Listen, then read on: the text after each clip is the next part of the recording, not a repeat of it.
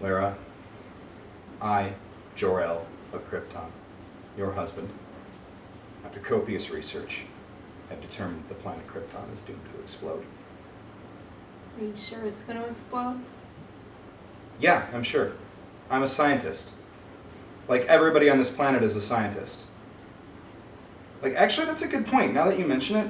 Like, everybody on this planet is a scientist. I'm a scientist, you're a scientist. Our kid's not a scientist yet, but he'll be a scientist. Like, everybody's a scientist. Nobody believes in climate change. I'm the only guy that believes in climate change. I don't mean to keep going on about this, but how am I the only guy that believes in climate change? Really? How? Anyway, here's what we're going to do.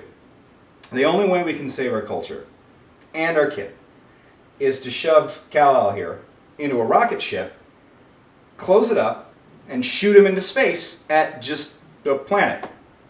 Just any planet? Yeah, any planet that's not exploding. That's better than this one. I don't know. I'm a scientist. Like, it's gonna be fine, right? Okay. Yeah.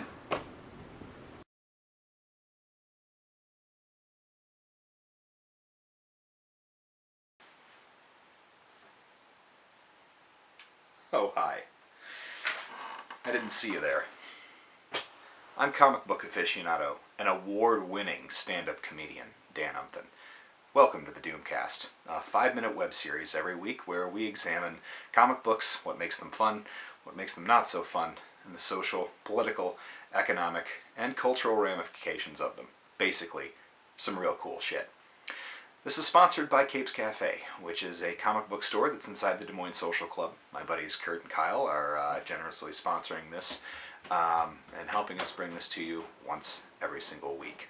This week we're talking origin stories, since this is our first episode. Pretty good place to start. What's an origin story? Well, it's really simply... Wait a minute. Have you been watching any movies? They're like all origin stories. You know what an origin story is. It's how a superhero starts out being a superhero. They're kind of specific, and comic book writers created them so that they could sum up the idea behind a character in a panel, or even less, if possible.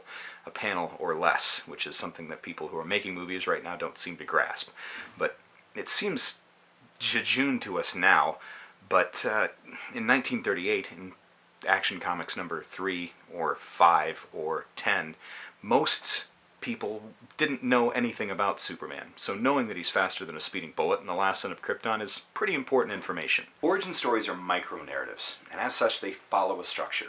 It's a roughly 4-point structure, and in general most of them do follow it. You start with a normal being, whether it's human, Kryptonian, or Martian, whatever.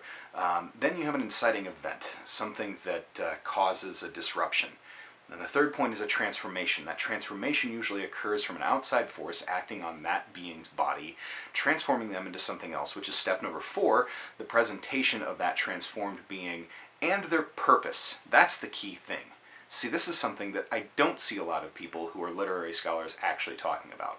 Something about that transformation ends up informing who that character becomes, why they do what they do, and that transformation's almost always initiated not just by like science or magic, like I said before, but by a critical failure on the part of either that character themselves or somebody very close to them. For example, Batman's parents. They're very rich people. They end up deciding to subvert the norms of their whole culture and walk into a crime-ridden alley with all of the wealth and all of the privilege that they have, and they end up becoming victims of a crime that they probably normally wouldn't become victims of. And that's what makes Batman become what he is. Superman, his parents and their altruism is supposed to save the planet of Krypton, but what ends up happening is they end up having to send their son to another planet which he adopts and ends up having to save over and over and over again. The Hulk, well, Bruce Banner, he loses control of a scientific experiment, and that scientific experiment in turn makes him lose control of himself for the rest of his life. One of the most interesting of them, though, is Spider-Man's. Spider-Man's transforming incident isn't getting bitten by a radioactive spider, because Spider-Man's real power and Spider-Man's real theme isn't actually having spider powers. It's not really anything related to spider powers. It's about the moral responsibility to do something right when a person can do something right. That's why the inciting incident for Peter Parker in becoming Spider-Man, truly becoming Spider-Man, is when he lets a thief go that ends up murdering his Uncle Ben. He wasn't Spider-Man before then. So the origin story has gone beyond what the original creators of that form of storytelling intended it to be. It's allowed these characters to start functioning as a sort of palimpsest. A palimpsest was originally an animal skin that people would write on over and over and over and over again a different story, and later the Romans used wax-coated tablets that they could just scrape off and then write a different story on. It's a fancy term for something that you can write on over and over again. It's from literary criticism, and you can use it at parties and sound like kind of a know-it-all asshole, just like I just did. Now these characters can be whatever they need to be for the time that they're in. Captain America doesn't have to be the same Steve Rogers he was in 1941 or 1991, for that matter. They can be whatever they need to be and serve the times. And that's kind of important as to why you keep seeing origin stories in movies. Granted, they need to be shorter, but I don't think that they need to be cut out completely, because for somebody who lives in another country that just understands that maybe Spider-Man is a character with spider powers, it's more important for them to understand that he's Spider-Man not because of the powers, but because of what happened to his Uncle Ben. And maybe that's a good thing.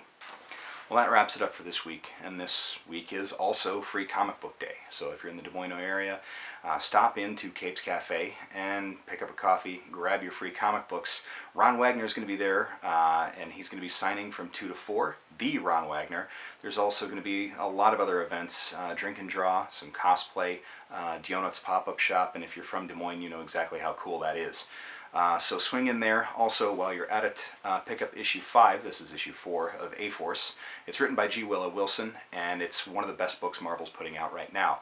It also has a character in it that circumvents all of the origin story conventions that we just discussed. Singularity wasn't, and then just was, and that's almost as much as we know about her.